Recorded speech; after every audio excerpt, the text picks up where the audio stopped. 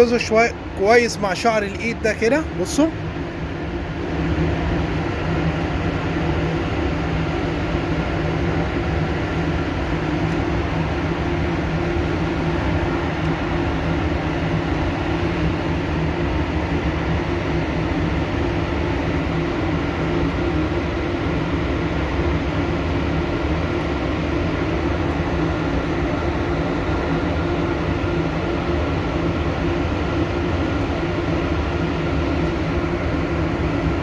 شايفين الوضع كده عامل ازاي؟ بصوا لما نيجي نقرب من الاكسدام،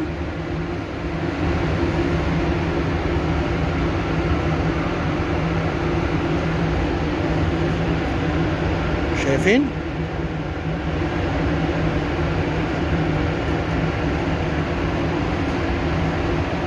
شفتوا الشعر لم تاني ازاي؟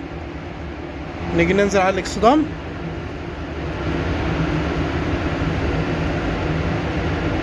شايفين اللي بيحصل ايه؟